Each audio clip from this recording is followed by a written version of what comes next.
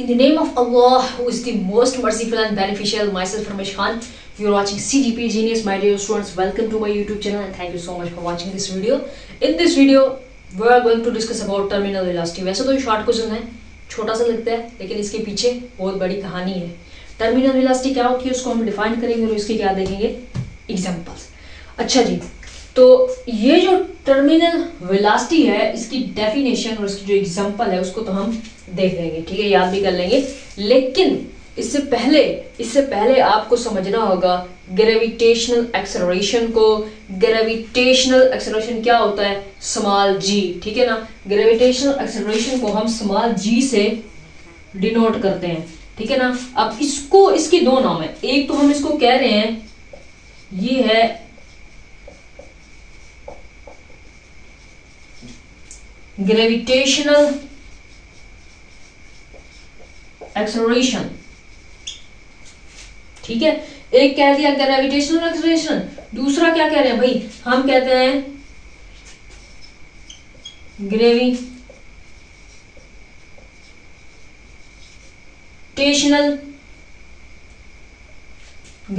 Force होती है, gravitational law है, ग्रेविटेशनल फील्ड है. ये सारी चीजें हमने डिस्कस की है. ग्रेविटेशनल फील्ड को भी, ग्रेविटेशनल फील्ड स्ट्रेंथ को भी. तो इसको ग्रेविटेशनल फील्ड स्ट्रेंथ भी कहते हैं,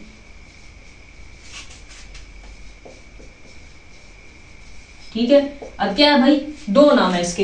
एक ये भी स्मॉल जी, ये भी स्मॉल जी, इसके दो नाम है. हम इसको क्या कह रहे हैं? ग्रेविटेशनल एक्सेलरेशन भी कह रहे हैं और इसको ग्रेविटेशनल फील्ड स्ट्रेंथ भी बोल रहे हैं, ठीक है ना. ग्रेविटेशनल फील्ड क्या होती है, ठीक है ना. ग्रेविटेशनल फील्ड और ग्रेविटेशनल फील्ड स्ट्रेंथ जो प्रीवियस लेक्चर है उसमें हमने डिस्कस किया, आप लोग सर्च कर सकते हो gravitational field strength by CGP genius, ठीक है जी. अच्छा, तो ये जो ग्रेविटेशनल एक्सेलरेशन है ये क्या होता है ये भी हम डिस्कस कर चुके हैं, ठीक है ना. आपने सर्च करके देख लेना है जहां पर मैंने ग्रेविटेशनल फोर्स, ग्रेविटेशनल लॉ और ग्रेविटेशनल एक्सेलरेशन के बारे में समझाया हुआ है, ठीक है. अब यहां पर हम इसकी जो वैल्यू है वो हम जानते हैं, वो होती है 9.8 भी है, ठीक है, और 10 भी है. दोनों जो है ठीक है. एक जगह पे हम कहते हैं मीटर पर सेकंड स्क्वायर, एक जगह पर हम कह रहे हैं इसको न्यूटन पर केजी, ठीक है. अब अगर हम बात करेंगे ग्रेविटेशनल एक्सेलरेशन की, तब हम इसके साथ ये देखें, आप इसको यूं भी लिख सकते हो 10 मीटर पर सेकंड स्क्वायर.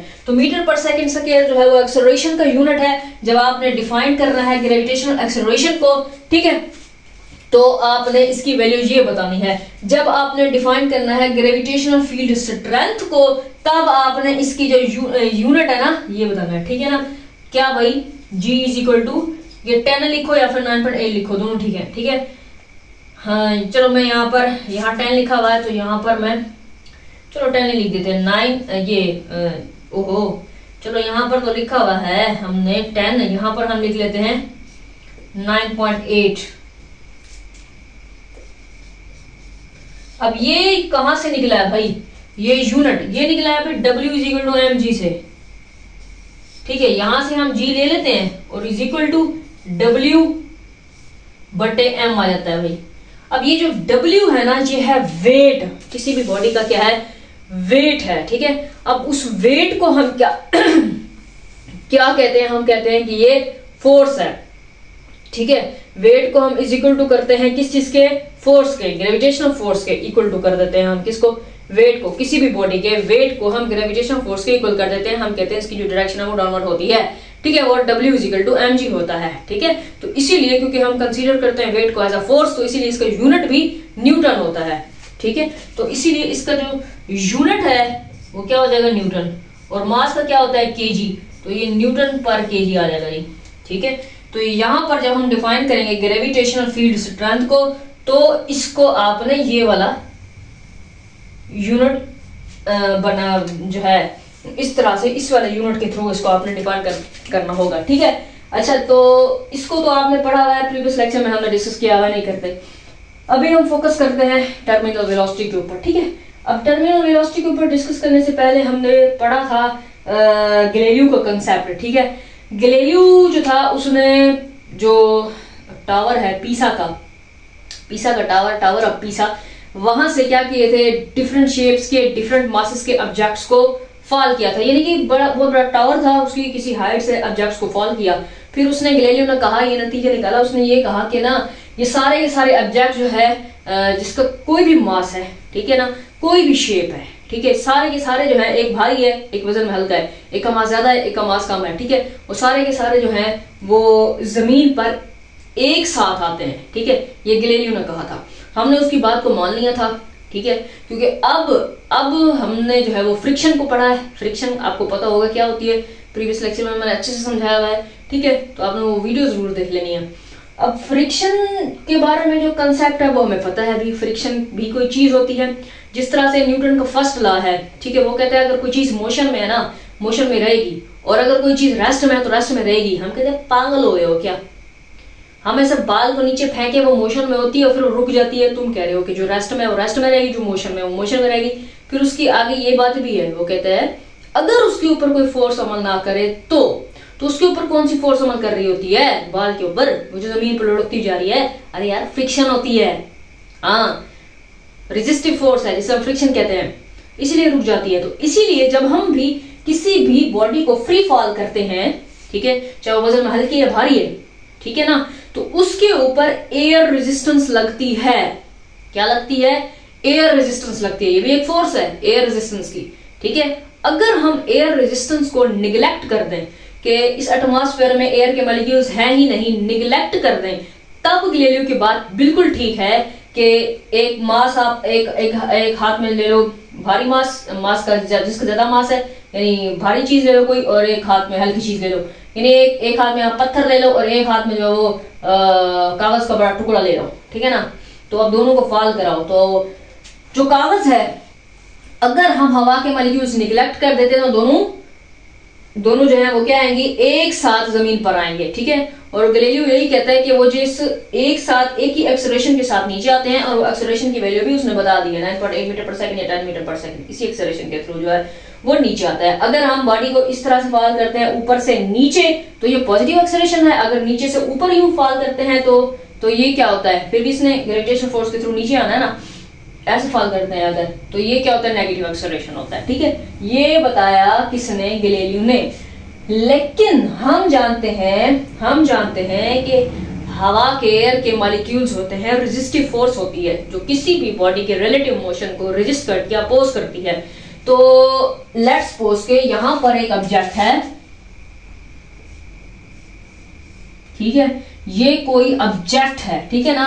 अब इसके ऊपर ये नीचे आ रहा है भाई, तो इसको हम कहेंगे mg, W=mg, नीचे आ रहा है, और इसके मुखालिफ में जो रेजिस्टिव फोर्स होगी, एयर रेजिस्टेंस, वो इसकी क्या होगी, मुखालिफ में कोई भी फोर्स होती है तो वो क्या होगी, यहां पर आएगी, यहां इस तरह से हम डिनोट करेंगे ऐसे। तो ये एयर रेजिस्टेंस है, ठीक है, इसके ऊपर जो फोर्स लगेगी इस तरह से, ये एयर रेजिस्टेंस है। ये कोई भी ऑब्जेक्ट है हमारे पास, ठीक है, ये ऑब्जेक्ट है, इसके ऊपर ये दो फोर्सेस लग रही हैं, एक है जी एयर की रेजिस्टिव फोर्स है ये, ठीक है, और ये इसका वेट, ड्यू टू वेट ये नीचे की तरफ आ रहा है, ये ऑब्जेक्ट है, ठीक है।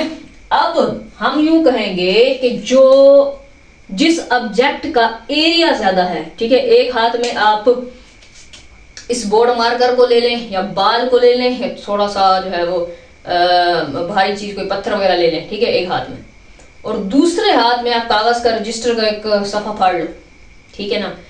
तो अब दोनों को एक साथ गिराओ नीचे किसी हाइट से, तो क्या होगा, आप देखोगे कि वो जो कागज का टुकड़ा है, ठीक है ना, वो कभी यहां जाएगा, कभी यहां जाएगा, कभी यहां जाएगा। जो भारी चीज है, वजनी चीज है, जिसका एरिया कम है, वो जल्दी जमीन पे गिरेगा, ठीक है। जिसका एरिया ज्यादा है, जैसे कि कागज का टुकड़ा, उसका एरिया ज्यादा है, ठीक है। अगर एरिया ज्यादा है, बड़ा कागज फाड़ना है ना, एरिया ज्यादा हो उसका, तो एरिया जिस चीज का ज्यादा है, जिस सब्जेक्ट का, उसके ऊपर एयर रेजिस्टेंस ज्यादा लगेगी, ठीक है ना। तो इसीलिए एयर रेजिस्टेंस का बहाव उसको कभी इधर लेके जाएगा, कभी इधर लेके जाएगा, कभी इधर लेके जाएगा, फिर वो आहिस्ता आहिस्ता यहाँ पर आके नीचे जमीन पर गिरेगा। प्रैक्टिकली यही कुछ होता है कि जिस ऑब्जेक्ट का एरिया ज्यादा है उसके ऊपर एयर रेजिस्टेंस यानी हवा के मॉलिक्यूल्स का जो प्रेशर है वो ज्यादा लगेगा, ठीक है ना। अब यहाँ पर जो है लेट्स सपोज के ये एक बॉडी है, ठीक है, अब इसका इतना ज्यादा एरिया है, तो इसके ऊपर जो हवा के मॉलिक्यूल्स लगेंगे, एयर रेजिस्टेंस लगेगी, इसके ऊपर जो प्रेशर लगेगा वो ज्यादा होगा बानिस्बत एक ऐसी चीज जो इस तरह से नोकीली या पतली है, ठीक है, तो इसका एरिया भी कम है। तो इसके ऊपर हवा के मॉलिक्यूल्स भी कम लगेंगे, ठीक है ना, एयर रेजिस्टेंस भी कम लगेगी। तो प्रैक्टिकली यही चीज होती है कि प्रैक्टिकली हम इसको रेजिस्टिव फोर्स को, एयर रेजिस्टेंस को, फ्रिक्शन को निगलेक्ट नहीं कर सकते, ठीक है ना, हम निगलेक्ट नहीं कर सकते। तो प्रैक्टिकली यही चीज देखी गई है कि जो जिस चीज का, जिस सब्जेक्ट का एरिया ज्यादा है उसके ऊपर एयर रेजिस्टेंस ज्यादा लगती है, ठीक है ना।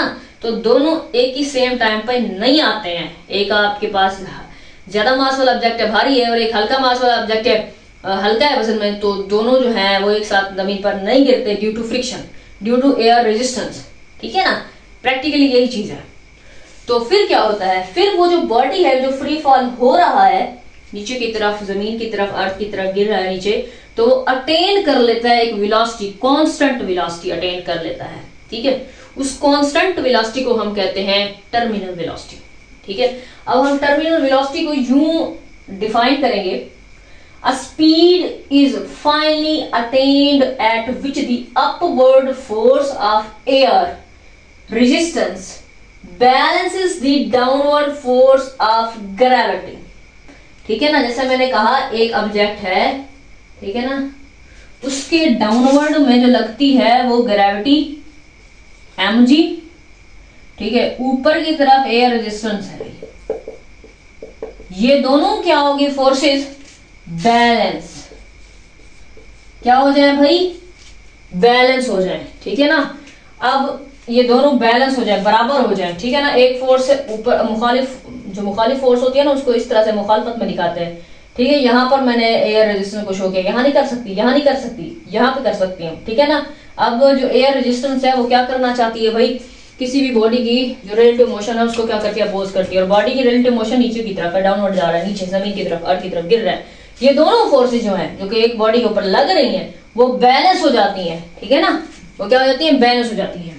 तो वो जो बैलेंस हो रही है ना उसी को ही हम कह रहे हैं कि when this happens the object stops accelerating, तो वो एक्सेलरेटिंग करना जो है वो स्टॉप कर लेता है। एक्सेलरेटिंग, एक्सेलरेशन जो होती है वो वेलोसिटी में चेंज होता है, तो वो बॉडी एक्सेलरेटिंग यानी स्टॉप कर देता है, एक्सेलरेटिंग एक्सेलरेट नहीं करता।